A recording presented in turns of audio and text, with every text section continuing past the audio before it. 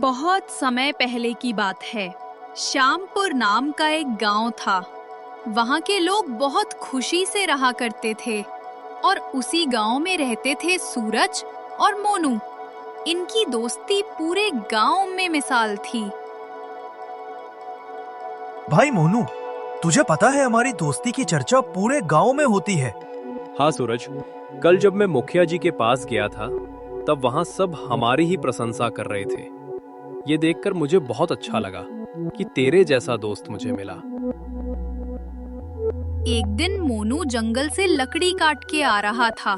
तब उसे जंगल के डाकुओं ने घेर लिया और बोला, ए लड़के, तेरे पास जो भी है सब हमारे हवाले कर दे, वरना तेरी मौत तो पक्की है। मोनू डर गया और बोला, भाई मुझे छोड़ दो, मेरे पास कुछ नहीं है आप लोगों को देने के लिए, मुझे जाने दे। डाकुओं ने गुस्से में आकर मोनू को जान से मार दिया और वो सब भाग गए। मोनू की लाश जंगल में 2 दिनों तक पड़ी रही और वही हुआ जिसका डर था। मोनू की आत्मा एक शैतान में बदल गई और उधर 2 दिनों से मोनू के लापता हो जाने के कारण सूरज भागते हुए मुखिया जी के पास गया और बोला, प्रणाम मुखिया जी। अरे आओ आओ सूरज बेटा, बताओ कैसे आना हुआ। मेरा दोस्त मोनू 2 दिन से लापता है। वो 2 दिन पहले जंगल में लकड़ी लेने गया था और आज 2 दिन हो गए वो गांव वापस नहीं आया। क्या बात कर रहे हो बेटा, 2 दिन हो गए और तुम मुझे आज बता रहे हो। चलो हम अभी जंगल चलते हैं। और उधर मोनू की आत्मा भूख के कारण लोगों की जान लेने लगी।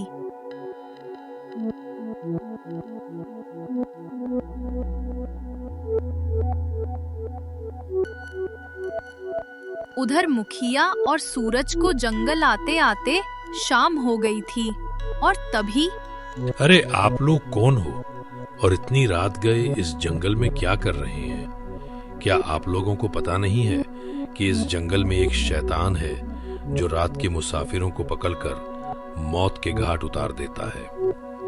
जी, हम भी कुछ जरूरी कार्य से ही इस जंगल में आए थे और रास्ता भटक गए और देखते देखते शाम हो गई।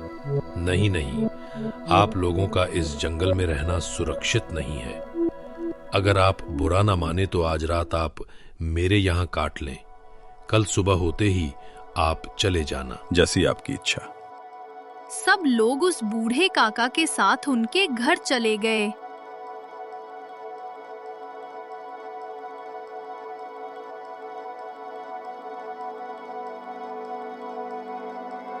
काका, आप किसी शैतान के बारे में बता रहे थे। वो क्या चीज है जो लोगों को मार रही है? अरे कुछ दिनों पहले जंगल में कोई लकड़हारा लकड़ी के लिए आया था, लेकिन उसे कुछ लोगों ने पकड़कर जान से मार दिया और उसके शरीर का दाह संस्कार न होने के कारण उसकी आत्मा एक शैतान में बदल गई और अब वो सबको मारने पे तुला है। वैसे आप लोग इतने रात गए जंगल में क्या कर रहे थे? ये सूरज है। इसका दोस्त जंगल लकड़ी काटने आया था और शायद वो कहीं खो गया और गावन वापस नहीं आया, तो हम उसे ही ढूंढ रहे थे। आप लोग चिंता बिल्कुल भी न करें। मैं एक बाबा को जानता हूं जो हमारी समस्या का समाधान जरूर करेंगे। आज आप लोग आराम करें, कल हम उनके पास जाएंगे। जी, बहुत बहुत शुक्रिया आपका। सुबह होते ही तीनों लोग बाबा से मिलने के लिए निकल गए।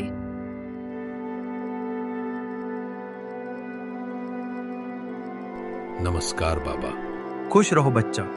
बताओ कैसे आना हुआ? काका ने बाबा को सारी बातें बताईं। फिर बाबा ने कहा, ठीक है, मैं ध्यान में बैठ के देखता हूँ आपके दोस्त के बारे में। आप अपने घर जाइए। मुझे जैसे ही कुछ पता चलेगा मैं आपके घर आके आपको बता दूंगा। जैसा आप कहे बाबा। तीनों काका के घर आ गए और उधर बाबा ध्यान में लीन हो गए।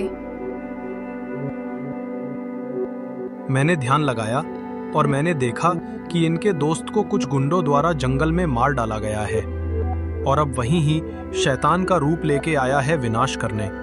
अगर उसे जल्द ही ना रोका गया तो उसकी शक्तियां और बढ़ सकती है। जिससे उसे रोकना असंभव होगा। सूरज, तुम उसके दोस्त हो। जहां तक मैंने देखा वो तुमको कुछ नहीं करेगा। अब जो भी करना है वो तुमको ही करना है। ये लो गंगा जल।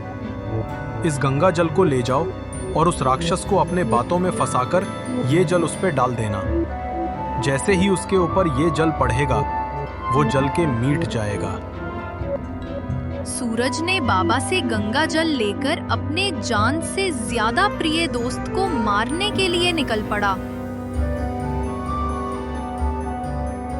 और सूरज जंगल आया और उसे वो शैतान मिल गया। मर जा मर जा मर जा। अरे अरे, ये तो मेरा दोस्त सूरज है।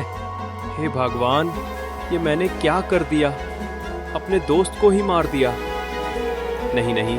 और वो सूरज को अपने साथ अपने गुफा में ले गया। और जब सूरज की आंख खुली, अरे मोनू, तुम मोनू ही हो ना? हाँ मेरे दोस्त सूरज, मैं मोनू ही हूँ। भाई मुझे बचा ले, मुझे इस शरीर से मुक्त करा दे भाई। मेरे अंदर का शैतान लोगों को मार रहा है। सूरज, कैसे भी करके मुझे बचा ले मेरे दोस्त।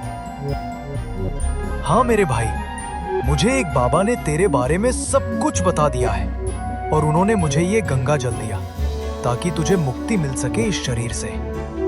तो भाई जल्दी मेरे ऊपर डाल दें ये गंगा जल। तब जैसे ही गंगा जल उसके शरीर के ऊपर पड़ा, वो जलने लगा